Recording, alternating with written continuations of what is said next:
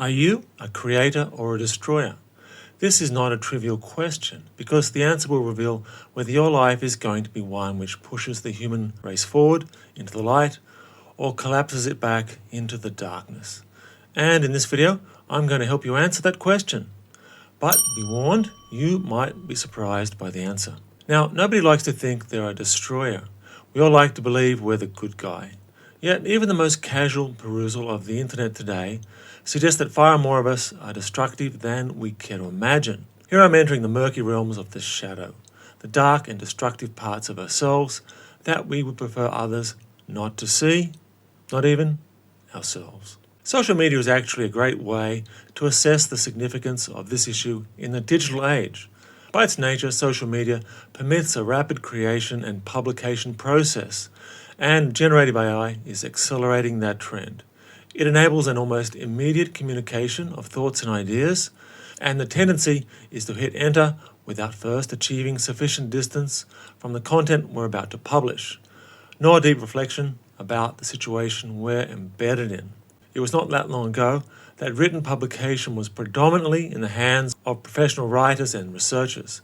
There was often a long delay between the writer's first draft and the publication of their final published work. Much editing was done, and that process was unseen by the audience. There was thus much greater time for the writer and editors to reflect on what was being published. There was more time for second thoughts and for strong emotions to settle. Conversely, much of what appears on Twitter, X, Instagram and TikTok today effectively goes straight from the writer's head to the web, or straight from the writer's amygdala, the brain's emotional processor, straight to the amygdala of the reader, without passing through the prefrontal cortex of either. There remains a great deal of online content that is very negative. That is, whiny, angry, or just plain nasty. Many content creators hold a persistent attitude of small-minded negativity. I strongly believe that it's important not to develop this kind of mindset. It damages the minds of both the creators and their audience. So we need a framework to discuss the problem. This is why I propose the idea of the expansive mind versus the constrictive mind.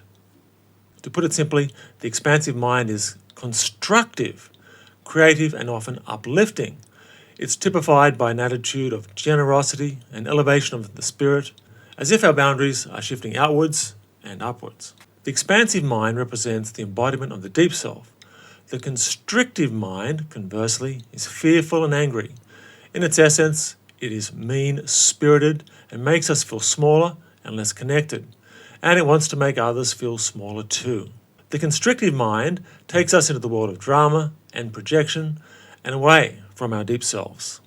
I believe that when we communicate and take action in the world, including in online environments, our consciousness field and its tone, which we can all feel, responds to our mental state.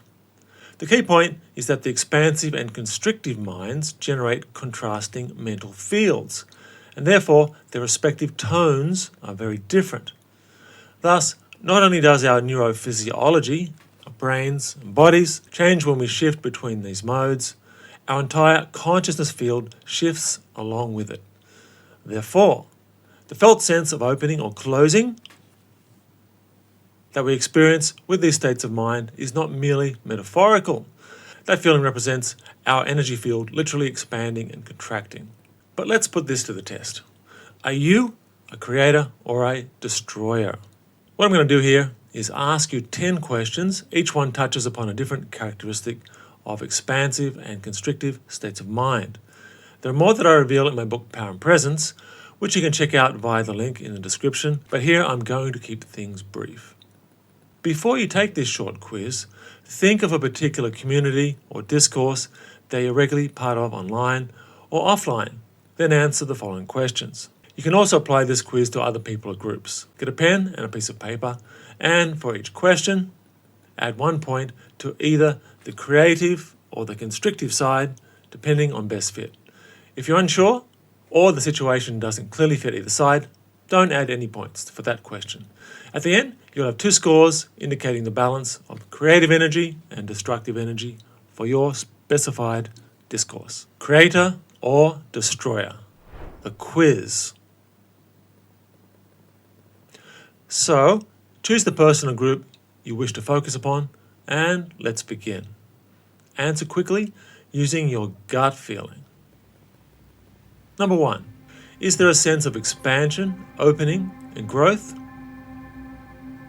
Or a sense of contraction, of diminishment? 2.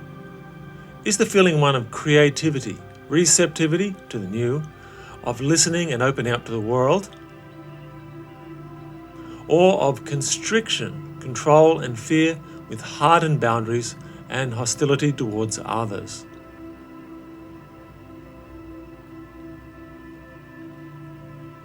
Is the energy excitable, hopeful, and with a strong sense of an attainable vision for self, society, and planet? Or is there a sense of hopelessness, with little sense of being able to actualize a vision for ourselves or the world? 4. Does the person or group say yes to life with a focus upon moving toward a solution or creative outcome? Or is there a rejection of the world and a focus upon striking down an enemy, threat, or problem?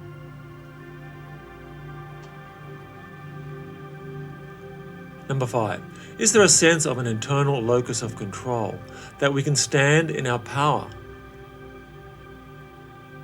Or is there a strong victim and blame consciousness with the belief that external forces are controlling us? 6. Is the person or group non-judgmental and impersonal? Or judgmental with a culture of ad hominem attacks against other people or tribes? 7. Is there a sense of generosity and openness? Or does it feel mean-spirited with a sense of lack? 8. Is the preferred mental attitude gentle and flexible with an attitude of intellectual humility of, I may be right, but you also may be right? Or is it defensive, harsh, and intellectually arrogant? I know best, I'm right, and you're wrong. Number 9. Is the energy playfully good-humoured and light-hearted? Or very self-serious and with sarcastic or derogatory humour? Finally, number 10. Do I leave this space uplifted and optimistic? Or do I feel constrained, angry, and fearful about the future?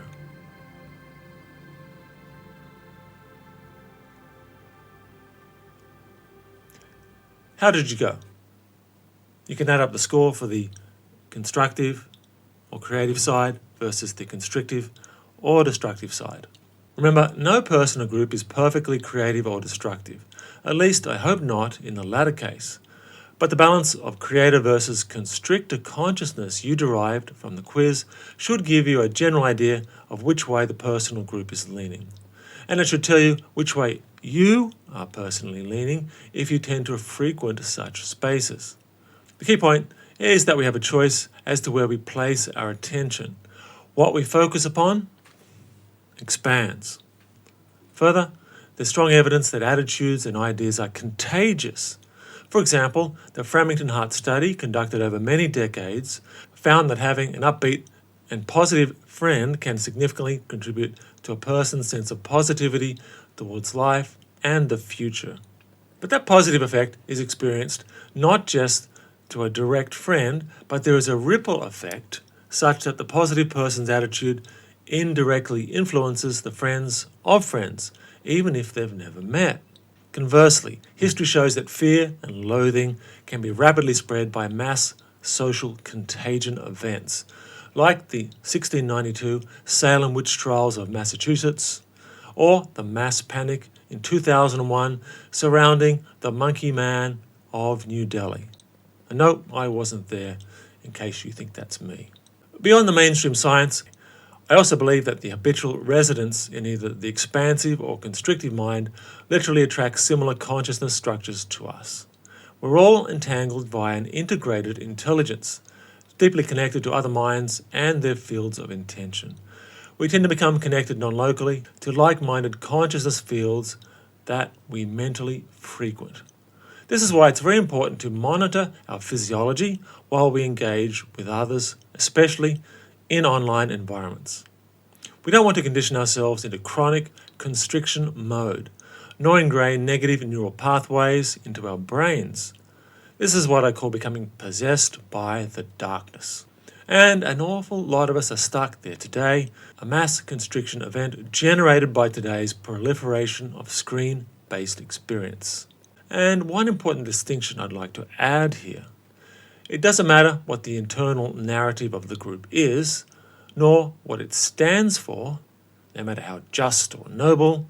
If the overall culture and consciousness structure is constrictive and destructive, it's probably a space best avoided. I mention this because there are a lot of movements that believe they're working for the greater good, that use the language of morality, compassion, and peace, but which are heavily mired in shadow energy. You have been warned. Most important of all is that habits of mind greatly impact our ability to embody our deep selves. Therefore, both our consciousness field and our physiology need to be deliberately shaped to honour our deep selves. And this can be done by establishing good habits relating to our cognitive, physical, social, and online behaviours. Developing mentally expansive habits online and offline is not only good for you, it's good for everyone you encounter. For once you are grounded in a creator mindset and in embodied presence, you can then go out into the world and teach people who you are, to borrow the words from therapist Jerry Hyde. But you must do so in a way that is firm but gentle, because your relationships with the people you meet are also a reflection of who you are. The way you treat them and relate to them, the way you are with them and learn with them, reflects who you are. Importantly, this is also a significant part of how your wisdom and integrated intelligence will develop. When you're in conscious relationship with people and the world, you automatically become a teacher. And the lesson you teach is who you are. But this kind of teacher is not necessarily the kind who disseminates his or her material to students, who then regurgitate the correct answers in order to win the teacher's approval. For here, the teacher and the students are co-creators. In this way, you become a facilitator of souls. We're all facilitators of souls, most notably our own soul, in alignment with our deep selves. You're not here to be perfect. You will make mistakes. What you are here for is to deepen into wisdom and learning, even as those mistakes are made. And towards that end, you can choose to regularly return to presence and authenticity, and to be a creator, not a destroyer. Which do you choose? I'm Marcus D. Anthony. See you again soon in the futures.